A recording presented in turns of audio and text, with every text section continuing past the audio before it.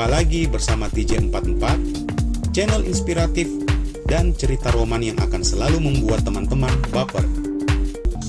Sebelum lanjut, bantu tekan tombol subscribe dan like channel ini jika sudah.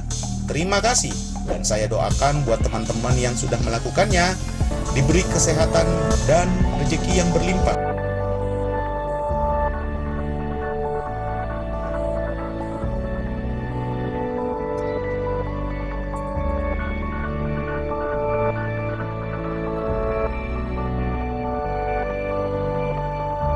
Aku kemudian menoleh ke arah istriku. Kutatap matanya dan dia membalas dengan senyuman dan mengangguk pelan.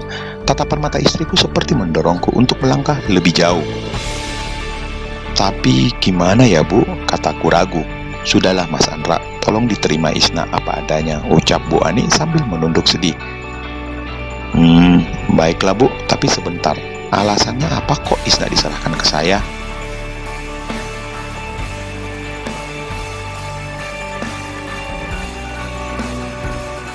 "Gini, Mas Andra, itu kalau saya lihat sayang banget sama Isna, bisa menjaga kelakuan Isna. Saya yakin dia anak yang, dan sebaliknya Isna juga percaya sama Mas Andra," jelas Bu Anik sambil memegang tangan putri sulungnya itu. "Sudahlah Pak, aku juga ikut minta tolong supaya permintaan Bu Ani diterima. Aku ikhlas kok, bener-bener ikhlas," tambah istriku. Waduh, saya semakin pusing. "Iya Ma, tapi gimana soal finansial kita Ma?" tanyaku sedikit berbisik.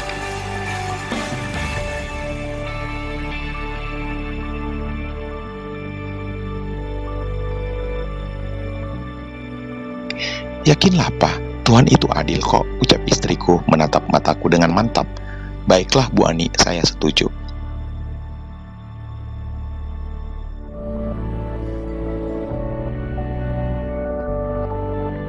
"Nah, nanti setelah peringatan hari ke-7 kita langsungkan saja akad nikahnya ya Mas Andra.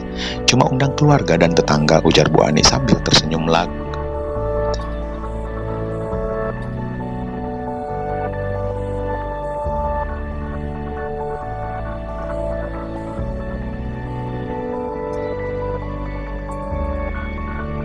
Sebenarnya ini adalah sesuatu kejadian yang aneh buatku. Di mana-mana itu laki-laki yang memaksa perempuannya untuk menerima cinta, tapi aku malah dipaksa supaya mau menerima istri seorang gadis yang masih muda, cantik pula.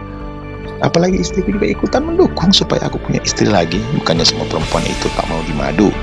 Aku bingung harus bersyukur atau bagaimana menyikapi kejadian ini.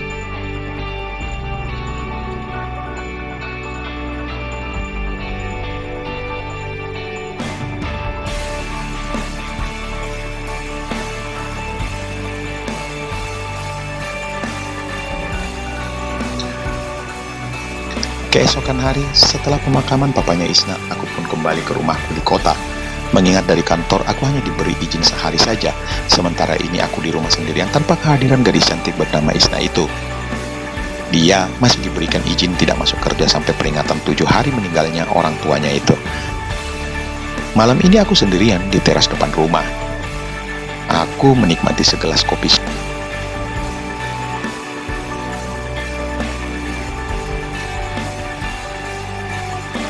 Kepulan asap kebahagiaan juga terus keluar dari mulutku seiring dengan hisapan sebatang rokok kesenanganku. Suasananya memang cocok sekali malam itu dibawa merenung dan berpikir panjang.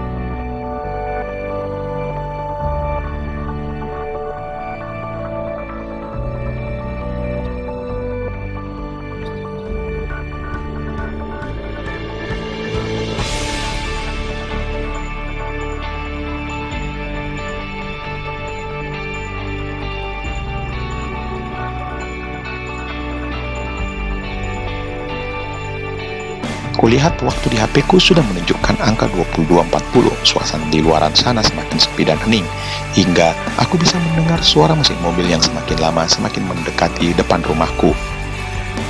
Aku masih saja santai duduk pada sebuah kursi di teras depan rumahku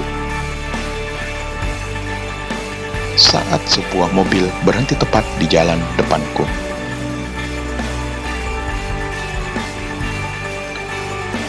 Permisi, tiba-tiba seorang laki-laki turun dari dalam mobil lalu mengetuk pagar rumahku. Ya, siapa ya? Aku pun bergegas mendekati orang itu. Malam Pak, saya supir taksi online, penumpang saya minta diantar ke sini. Oh begitu, terus mana orangnya?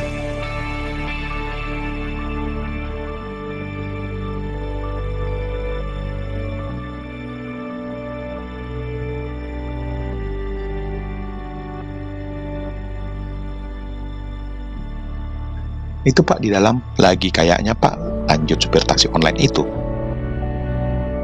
Aku pun segera membuka pagar rumahku lalu kuhampiri mobil yang saat itu ada di depanku. Lah, anak ini bikin masalah apa lagi, tukasku saat menyadari ternyata penumpang mobil itu adalah Rizka. Dengan bantuan supir taksi online tadi, ku bawa Rizka yang kelihatannya dalam pengaruh itu masuk ke dalam rumah. Kubaringkan saja dia di kursi panjang ruang tamu. Mas, ongkurnya udah dibayar belum? Oh udah Pak, udah kok, tadi pacarnya yang bayarin saya, balas supir taksi online itu sambil berjalan menuju ke mobilnya.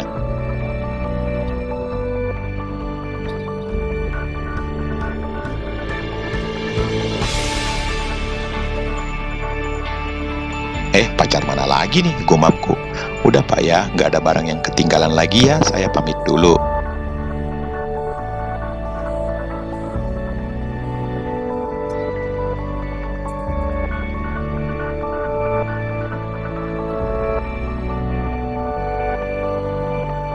Iya Mas, bentar, ini buat beli rokok. Langsung saja kuberikan selembar uang 20 ribuan pada supir taksi online tadi. Mungkin itu sebagai rasa terima kasihku untuk mengantar Rizka ke sini, apalagi harus masuk ke dalam rumah.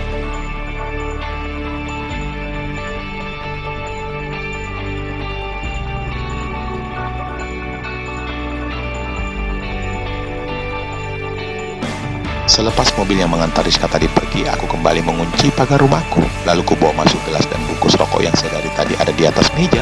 Setelah itu ku tutup pintu rumahku dan menguncinya dari dalam. Om Andra, ucap Rizka dengan wajah yang sayu dan memerah. Badannya masih tergeletak lemah di atas kursi panjang.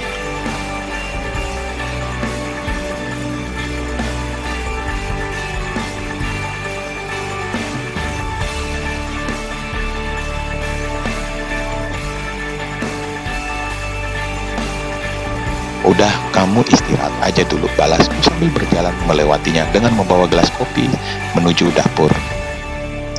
Sesaat sebelum masuk ke dalam kamarku, aku perhatikan kondisi Rizka malam itu. Kepalanya sudah tak tertutupi hijab hingga rambutnya yang lurus panjang itu tergerai acak-acakan. Ia masih sempurna dengan kemeja lengan panjang motif kotak-kotak berwarna dasar merah marun dan celana jeans hitam untuk bawahannya.